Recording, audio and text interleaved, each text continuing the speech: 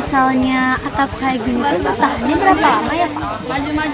Kadang-kadang ada 3. Kalau yang ini cuma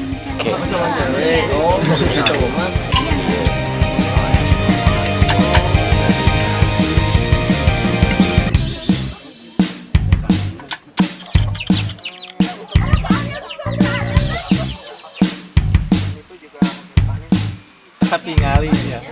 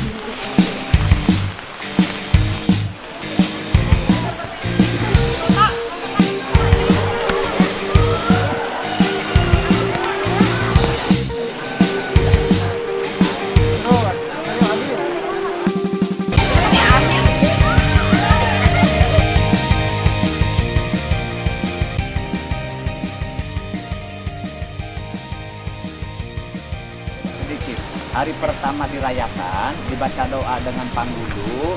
Hari ketiga dirayakan, dibaca doa dengan panggulu. Hari ketujuh dirayakan, dan ketinggian bisa minimal di atas 100. Kalau orang sini bilang tongtot ya. Jadi tongtot itu dikasih ke orang-orang tua yang termasuk Joro 7 dan perangkat Joro 7.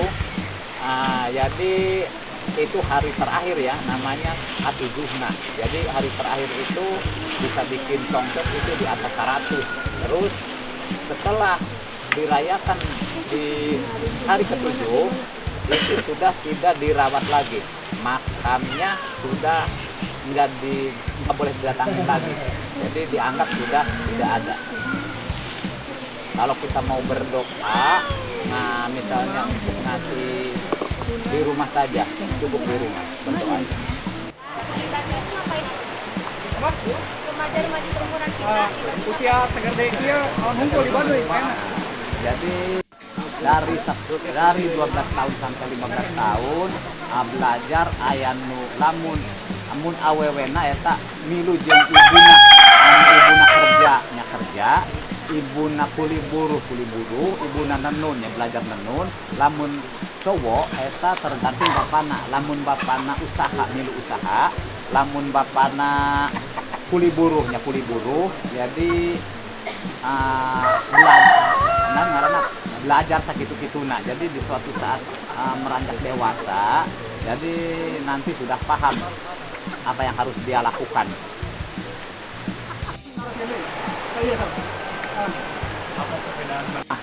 Mereka rumahnya hanya diikat, tidak boleh pakai paku. Kalau di luar udah pakai paku. Kenapa jembatannya terbuat dari bambu? Kenapa nggak dari kayu aja? Dan gimana proses pembuatan jembatannya? Jembatan ini dari kampung mana saja, setiap bikin jembatan itu yang simpatisan itu bisa ikut ngebantu. Apalagi kampung setempat ini bisa satu kampung full ngabantu. Dari kampung lain juga banyak yang ngabantu. Soal pembuatan bambu dan ikatan tali namanya injuk ya. Jadi ikatan tali injuk itu karena diikat tali injuk lebih kuat daripada tali yang lain. Kalau injuk lebih tahan angin. Mungkin seperti itu. Alat musik tradisional ada yang dari dulu, dari nenek moyang itu pertama-tama kalau musim padi itu angklung.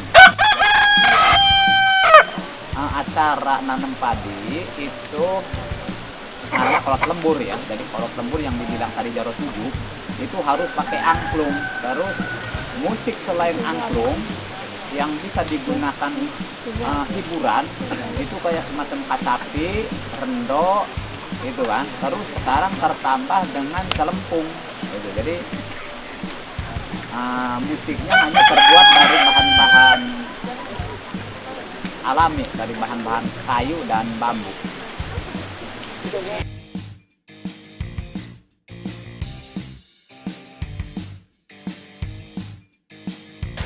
Pokok utama bertani ya, bertani dan kuli buruh. Ada juga kalau hitung persen mungkin 20% ada yang usaha, tapi kebanyakan itu kuli buruh dan bertani.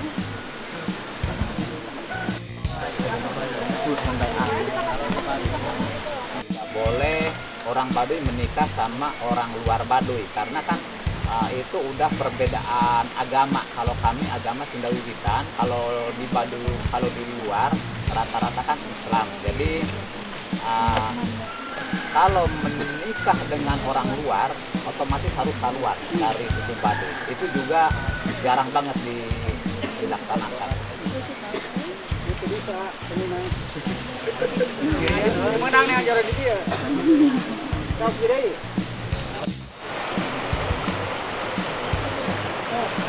makanan utama kami nasi ya, jadi nasi sama garam.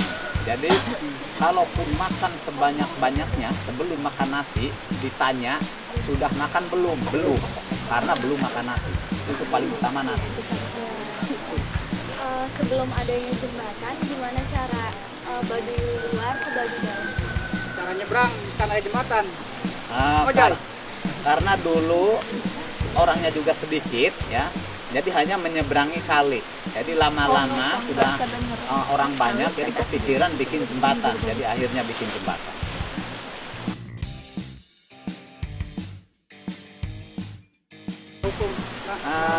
Larangan yang di Baduy dalam ya, ini untuk orang luar apa untuk orang Baduy? Dua-duanya. Kalau untuk orang luar di dalam tidak boleh pakai sabun, tidak boleh pakai sikat, tidak boleh pakai sampo, tidak boleh main musik, tidak boleh main kartu. Itu di Baduy dalam ya. Terus untuk orang Baduy, kalau memang misalnya Baduy dalam, kalau ini di pelanggaran dari orang Baduy dalam, pertama-tama di segi usaha ya. Jadi mereka misalnya usaha kelebihan keluar, meluas keluar itu tidak boleh. Mempunyai barang semacam elektronik yang lainnya termasuk HP itu tidak boleh. Terus membantah perintah orang tua, rata-rata di sana dijodohkan. Kalau misalnya dijodohkan dia tidak mau, bahkan dia membantah, itu bisa dihukum karena itu termasuk melanggar aturan. Nah, dihukumnya itu di Baduy luar. Hukuman mereka dihukum di Jaro 7, disuruh kerja 40 hari, tidak ada gaji, dan tidak boleh keluar dari lingkungan Jaro 7 selama 40 hari. Jadi harus tinggal di situ. Seperti itu. Setelah itu Jaro 7 membaca doa selama 3 hari 3 malam untuk membersihkan dosanya yang melanggar aturan itu. Setelah itu selesai. Dia bebas mau ke Baduy dalam lagi, tapi hanya silaturahmi ke keluarganya. Tinggal di sana sudah tidak boleh. Silaturahmi boleh, itu hukumannya. Gitu ya. Naon menyebabkan masyarakat Baduy itu nih dibanding masyarakat lain gitu? Karena di sini kami ada namanya pamali ya. Jadi ada pamali itu akhirnya kami harus bisa mempertahankan adat istiadat nenek moyang, tidak boleh melanggar aturan nenek moyang. Kalau memang kami melanggar, itu namanya melanggar pamali. Jadi melanggar pamali itu otomatis karma yang datang. Jadi kita bisa celaka sendiri. Jadi akhirnya kalaupun orang yang mau bertingkah, yang mau merubah, itu akhirnya takut. Jadi mungkin seperti itu.